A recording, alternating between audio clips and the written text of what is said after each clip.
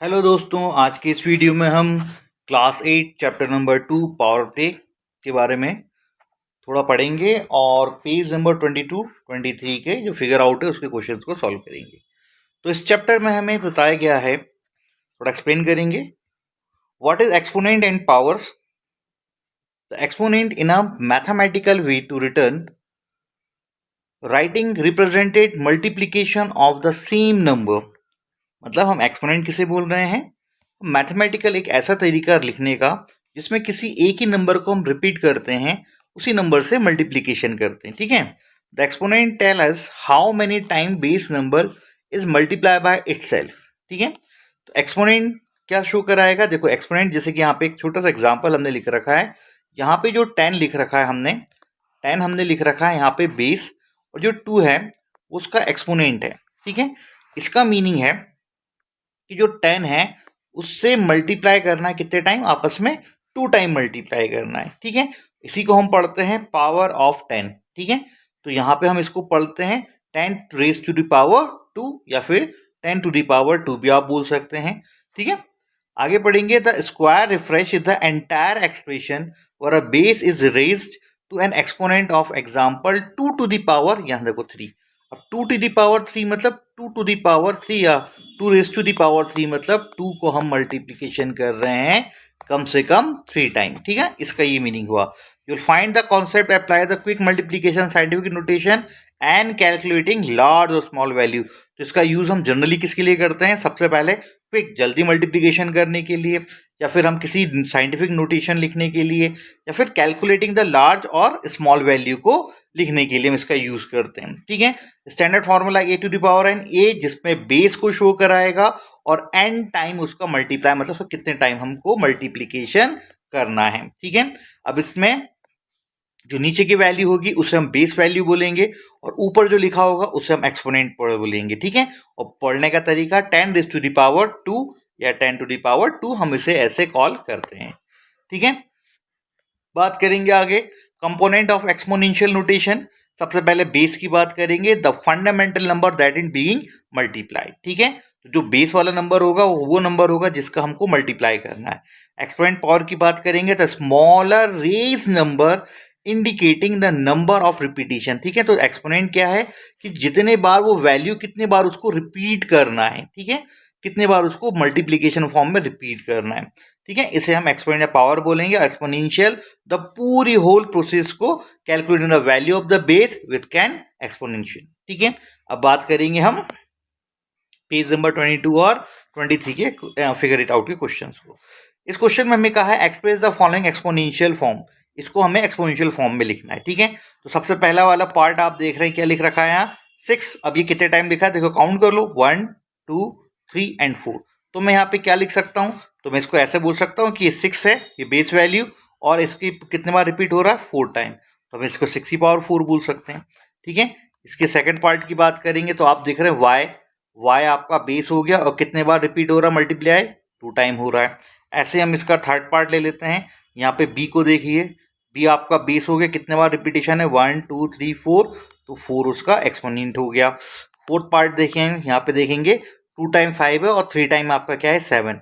तो हम ऐसे लिखेंगे 5 टू दी पावर 2, और यहाँ पे लिखेंगे 7 टू दी पावर, या रेज टू दी पावर, और सॉरी 2 नहीं, यहाँ पे 3 टाइम है, इसको लिख लेंगे 3। ओके।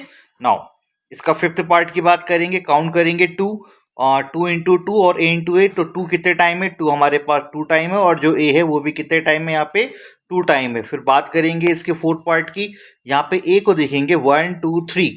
तो a कितने टाइम रिपीट हो रहा है? 3 टाइम। नाउ मल्टीप्लाई, c कितने टाइम हो रहा है? काउंट करो, 1 2 3 एंड 4। तो c हो रहा है 4 टाइम, तो पावर रेज टू d। और d कितने टाइम हो रहा है? d ओनली हो रहा है 1 टाइम। ठीक है। तो ये हो गया इसका एक्सपोनेंशियल फॉर्म। बात करेंगे इसके सेकंड पार्ट की, क्वेश्चन नंबर जो 2 है, express is the following as the product of power of their prime factor exponential form. तो इसको हमको किसको? एक्सपोनेंशियल फॉर्म में लिखना है। ठीक है। तो हम इसके लिए सबसे पहले क्या करेंगे? इसके प्राइम फैक्टर निकाल देंगे। सबसे पहले बात करेंगे, सबसे पहला है आपका 648। ठीक है। तो सबसे पहले हम 648 के प्राइम फैक्टर निकाल लेते हैं। ठीक है। तो 2 3 जा 6, 2 2 जा 4, 2 4 जा 8 हो गया ये आपका। नाउ अगेन 2 से, 2 1 जा 2, 2 6 जा 12, 2 2 जा 4, फिर से अगेन 2 से 2 8 जा 16, 2 1 जा 2। इसके बाद बात करेंगे तो ये हो जाएगा आपका 3 से, 3 2 जा 6, 3 7 जा 21 हो जाएगा। नाउ 3 9 जा 27 और 3 3 जा 9 और ये हो गया आपका 3 1 जा 3। ठीक है, तो यहाँ पे हमने 6 4 8 के क्या निकाले, प्राइम फैक्टर निकाल दिए इसके। ठीक है, तो यहाँ पे हम इनके प्राइम फैक्टर लिख लेते हैं। तो इसके प्राइम फैक्टर आ गए 1 2 3, तो 3 टाइम हमारे पास 2 है, 2 3 3 की बात करेंगे वो हमारे पास 4 टाइम है। तो 1 2 3 और 4 टाइम हमने लिख लिया। अब हम इसे एक्सपोनेंशियल फॉर्म में लिख लेते हैं। तो इसका जो एक्सपोनेंशियल फॉर्म हो जाएगा आपका ये हो जाएगा आपका एक्सपोनेंशियल फॉर्म। तो 2 को काउंट करो, ये हमारे पास 3 टाइम है तो 3 पावर हो जाएगी, और जो 3 है वो 4 टाइम है तो यहाँ पे 3 की पावर 4 टाइम हो गई। ठीक है, नेक्स्ट इसके पार्ट बिल्कुल सिमिलरली हम इसके बाकी पार्ट भी सॉल्व कर लेते हैं। अब इसका सेकंड वाला पार्ट सॉल्व करते हैं। इसका सेकंड पार्ट है 405। ठीक है, तो सबसे पहले हम इसके प्राइम फैक्टर निकाल देंगे। ओके, तो 405 के प्राइम फैक्टर निकाल लेते हैं। सबसे पहले डिवाइड हो जाएगा ये किससे, 3 से। नाउ 3 1 जा 3 1, 3 3 जा 9 और 3 5 जा 15, अगेन 3 से। तो ये हो जाएगा 3 4 जा 12, 3 5 जा 15, अगेन 3 से, 3 1 जा 3, 3 5 जा 15, नाउ 3 5 जा 15 एंड 5 1 जा 5। तो यहाँ पे सबसे पहले हमने इसके क्या निकाले, तो हमने सबसे पहले इसके प्राइम फैक्टर्स निकाल दिए। प्राइम फैक्टर हो जाएगा आपका 3 के टाइम है 1 2 3 4 टाइम, तो 3 इंटू 3 इंटू 3 इंटू 3, और यहाँ पे 1 टाइम आपका 5 है। और इसको अगर हम एक्सपोनेंशियल फॉर्म में लिख दें तो इसका जो एक्सपोनेंशियल फॉर्म हो जाएगा ये हो जाएगा आपका 3 कितना टाइम रिपीट हो रहा है, तो 3 हमारे रिपीट हो रहा है 4 टाइम, इंटू 5 कितना रिपीट टाइम हो रहा है 1 टाइम। ठीक है, तो इसका सेकंड पार्ट हो गया। इसी तरीके से अब हम इसका थर्ड पार्ट करेंगे। नाउ अब इसका हम थर्ड वाला पार्ट सॉल्व कर लेते हैं। तो इसका जो थर्ड पार्ट है ये है आपका 540। ठीक है, अब इसके अगेन हम प्राइम फैक्टर निकाल देंगे। लाइक 2 2 जा 4, 2 7 जा 14 0, और 2 1 जा 2, 2 3 जा 6 1, 2 5 जा 10, अगेन अब हो जाएगा ये 3 से। ठीक है, तो ये हो जाएगा 3 4 जा 12, 3 4 जा 12 और 3 5 जा हो जाएगा। नाउ अगेन 3 1 जा 3, 3 5 जा 15, अगेन 3 से, 3 5 जा एंड 5 1 जा, अगेन ये हो गया आपका 5। तो दोबारा हम इसके प्राइम फैक्टर लिख लेंगे जो कि हो गए 2 इंटू 3 1 2, और 3 टाइम हमारे पास 3 है, 1 टाइम 5 है। इसको एक्सपोनेंशियल फॉर्म में लिख लीजिए 2 की पावर 2, 3 यहाँ पे 3 टाइम रिपीट हो रहा है और 5 आपका 1 टाइम यहाँ पे क्या हो गया, रिपीट हो गया। ठीक है, तो ये हो गया इसका थर्ड पार्ट। अब हम सॉल्व करेंगे इसका फोर्थ पार्ट। नाउ अब इसका फोर्थ पार्ट लिख लेते हैं 3600। चलिए इसके भी प्राइम फैक्टर निकाल लेंगे। 2 से डिवाइड सबसे पहले, 2 1 जा 2, 2 8 जा 16 00, 2 9 जा 18 00, 2 4 जा 8, 2 5 जा 10 और 0, 2 जा 4, 2 2 जा 4, 2 5 जा 3 7 जा 21, 3 5 जा 15, 3 से, 3 2 जा 6, 3 5 जा 15, नाउ 5 5 जा 21 एंड 5 5 जा 1। सबसे पहले हम इनके प्राइम फैक्टर लिख लेते हैं। यहाँ पे प्राइम फैक्टर आ गया 1 2 3 4, तो 1 2 3 4 टाइम 2 है, 1 2 2 टाइम हमारे पास यहाँ पे 3 है और 2 टाइम हमारे पास यहाँ पे 5 है। अब इसको एक्सपोनेंशियल फॉर्म लिख लीजिए। 2 हमारे पास 4 टाइम है रिपीट, और T3 जो है वो 2 टाइम है, और 5 जो है वो भी 2 टाइम है। ठीक है, तो ये हो गया इसके प्राइम फैक्टर। तो ये हो गया हमारा क्वेश्चन नंबर 2 भी सॉल्व। ठीक है, नाउ अब सॉल्व करेंगे हम क्वेश्चन नंबर थर्ड। अब इसका क्वेश्चन नंबर थर्ड है right the numerical value of each of the following. तो यहाँ पे ये कुछ क्वेश्चंस हैं, इनमें हमें क्या करना है, न्यूमेरिकल वैल्यूज़ को फाइंड आउट करनी है। ठीक है, तो सबसे पहले हम पहला पार्ट इसका सॉल्व करते हैं। फर्स्ट पार्ट में हमें गिवन है 2 इंटू 10 टू दी पावर 3 हमें बोल रहा है। ठीक है, तो इसको ओपन कर लो। 2 इंटू 10 की पावर 3 मतलब 10 को 3 टाइम्स हम यहाँ पे लिख देंगे। ठीक है, अब क्या करो, इनका मल्टीप्लिकेशन कर लो, ये हो गया 1000, तो ये हो गया आपका 2000, ठीक है। सिमिलरली हम इसका सेकंड पार्ट सॉल्व करेंगे।